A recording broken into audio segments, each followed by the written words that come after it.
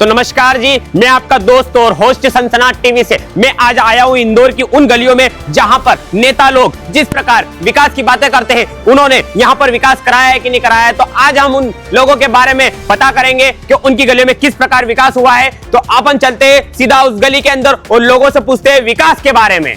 चलिए, तो मैं आ चुका हूं इन पतली सी गलियों के अंदर। यहाँ पे कुछ महिलाएं बैठी है, मैं उनसे पूछना चाहूंगा कि यहाँ पर नेता लोगों ने किस प्रकार से इन गली के अंदर विकास करा है। तो मैं विकास के बारे में कुछ पूछूंगा इन महिलाओं से। नमस्कार जी। नमस्कार।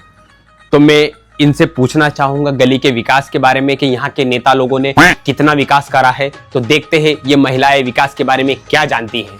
चलिए, तो आप जनता को बताएं कि आप विकास के बारे में क्या जानते हैं। विकास के बारे में, विकास है हमारे गली में एक लड़का पर वो है ना कुंवारा है अभी। उनके लिए लड़की हो तो कमेंट करना।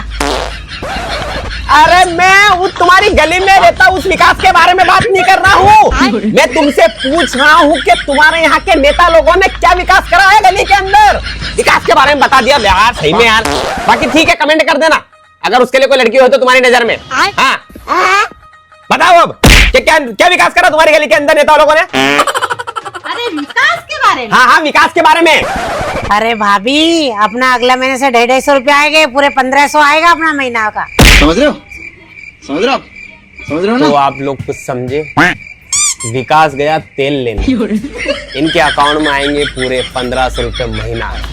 ठीक है, अब मैं यहाँ पर हार चुका हूँ। अब अपन चलते हैं हमारे देश के युवा पीढ़ी मतलब पुरुषों के पास में। तो हम महिलाओं से बात करने के पश्चात यहाँ पर हमें दो पुरुष बैठे हुए हैं। उनसे हम पूछना चाहेंगे कि आखिर वो क्यों डर रहे हैं नेता से सवाल पूछने के लिए, नेता लोगों से अपने जवाब पूछने के लिए कि उन्होंने अपनी गली के विकास के बारे में क्या क्या किया गया, आखिर ऐसी कौन सी चीजें जो उन्हें दबा रही है। तो चलते हैं हम उन दो पुरुषों के पास में जो देश का एक आर्थिक स्तंभ है। तो हम उनसे सवाल करेंगे। आइए। नमस्कार भाई साहब। अरे नमस्कार गया भाड़ में।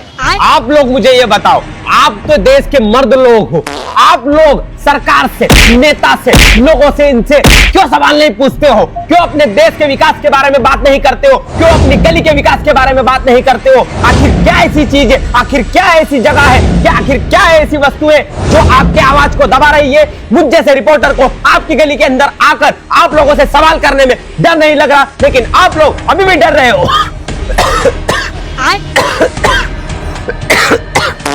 ये देखिए, मुझे खांसी हो चुके, मैं बीमार हूँ, फिर भी मैं लोगों के बीच में, जनता के बीच में उनके सवाल पूछने आया हूँ। आखिर ऐसी क्या चीजें हैं, ऐसा क्या डर है, ऐसा क्या खौफ है जिससे आप लोग नेता लोगों से सवाल नहीं पूछते हो, अपने बच्चों के भविष्य के बारे में नहीं पूछते हो, अपने देश के रोजगार के बारे में नहीं पूछते हो? ऐसी क्या धमकी है, ऐसा क्या डर तुम्हारे मन के अंदर भर दिया गया है जिसके पश्चात तुम तो नेता लोगों से अपनी बातें नहीं पूछते हो कि अपने देश के बारे में वो क्या कर रहे हैं? तो आप लोग मुझे बताओ कि आप लोगों ऐसी कौन सी चीज से डरे हुए, ऐसी क्या वस्तु है जिससे आप चुपचाप बैठे हो और अपने विकास के बारे में, अपने देश के बारे में, तुम्हारे बच्चों के भविष्य के बारे में तुम नहीं सोच रहे हो? ऐसी क्या चीजें जिन्होंने तुम्हारा मुंह बंद करके रखा है? क्योंकि मैं आज पूरी जनता को दिखाना चाहूंगा कि वो सब लोग जो बोलने के लिए हिम्मत रखते हैं और अपने आप को लोगों के सामने रखते हैं, वो किस प्रकार देश के सामने अपनी आवाज रख सकते हैं, क्योंकि उनके पास किसी प्रकार का कोई डर, किसी प्रकार का कोई प्रतिरोध, किसी प्रकार की कोई धमकी नहीं है। क्योंकि हमारा चैनल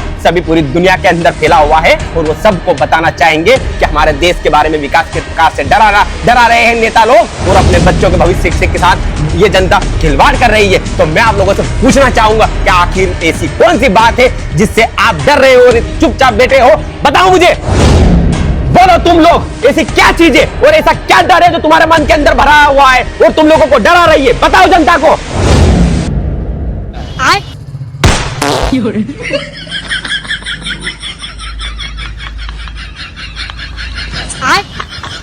तो ये वो चीज है जो हमारे देश के भविष्य को डुबा रही है।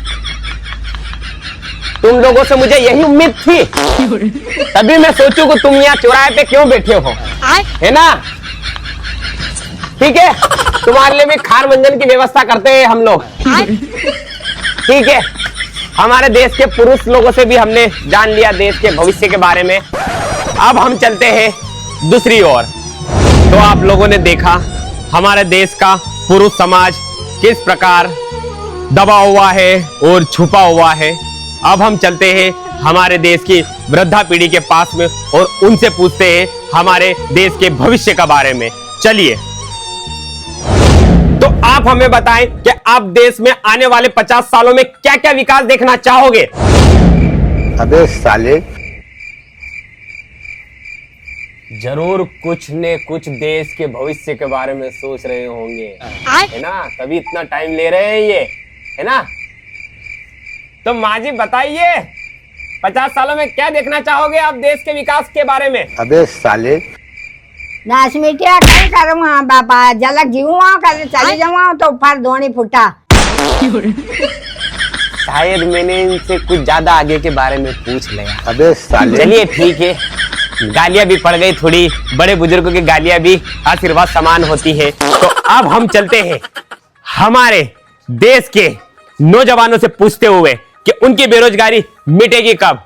तो हम चलते हैं हमारे देश के नौजवानों के पास में, वो यहाँ पर कुछ स्पोर्ट्स खेल रहे हैं। तो चलते हैं अपन। तो नमस्कार बाबू, आप मुझे बताएं कि देश की बेरोजगारी के बारे में आप क्या जानते हैं। तू जा यार, यहाँ से 5 मिनट मुश्किल से खेलने टाइम मिला, उसमें भी परेशान करने आ गया। कोचिंग जाना पड़ेगा। ये देखिए, ये हमारे देश के युवा फ्रस्ट्रेटेड है, इनके अंदर गुस्सा भरा हुआ है। इसका कारण कौन है, तुम लोग जल्दी जल्दी बताओ कौन है। तो हम देश के युवा थोड़े ज्यादा गुस्सा हो चुके हैं, तो हम उनके गुस्से को थोड़ा शांत करते हैं और उनसे हम स्पोर्ट्स के बारे में पूछते हैं, क्योंकि वो फुटबॉल खेल रहे हैं। तो हम उनसे पूछेंगे कि उनका इंस्पिरेशन कौन है। आइए आइए, जल्दी आइए, पास में आइए। बाबू, मुझे लगता है कि आप शांत हो गए होंगे। तो अब मुझे बताइए, आप फुटबॉल खेल रहे हैं, तो आपका फुटबॉल में सबसे बड़ा इंस्पिरेशन कौन है। इंस्पिरेशन? हाँ, मेरा तो लेडांडो। रोनाल्डो नहीं, रोनाल्डो। हाँ वही रोनाल्डो। भाई मैं सोचूं कि ये नया खिलाड़ी कब फुटबॉल में ज्वाइन हो गया। चलिए ठीक है, अच्छा है, हम चाहते हैं आप बड़े होकर लेडांडो मतलब रोनाल्डो ही बने। ठीक है, तो हम एक युवा और है हमारे साथ में, उनसे भी हम पूछना चाहेंगे कि वो बड़े होकर किस स्पोर्ट में जाना पसंद करेंगे और उनका भी इंस्पिरेशन कौन है ना। तो आप बाबू हमें बताइए कि आपका इंस्पिरेशन कौन है। तो देखते हैं इनका फुटबॉल में या अन्य स्पोर्ट्स में कौन इंस्पिरेशन से। बताइए बाबू। मौसी। मौसी नहीं, वो मेसी होता है, मेसी। हाँ वही यार, मेसी। तभी मैं सोचूं ये किसकी मौसी ने फुटबॉल टीम ज्वाइन कर ली है। सच में यार, हमारे देश की युवा पीढ़ी भी बहुत भोली है, क्योंकि वो फिरंगियों के नाम नहीं लेती, उनके नाम बिगाड़ती है। बाकी आप लोगों के इंस्पिरेशंस अच्छे हैं, हम आशा करते हैं कि आप भविष्य में रोजगार के बारे में जानो और अपने खेल के प्रति अच्छा डेडिकेशन रखो और भविष्य में एक उज्जवल भविष्य की ओर चले। तो हमारा चुनाव दौर और हमारा गली का दौरा अभी यहाँ पर समाप्त होता है। हम आशा करते हैं आप लोगों को हमारा दौरा पसंद आया होगा। अगर आप लोगों को हमारा दौरा पसंद आया हो तो हमारे चैनल को लाइक करें, शेयर करें, कमेंट करें और सब्सक्राइब करना ना भूलें। ठीक है, बाय बाय।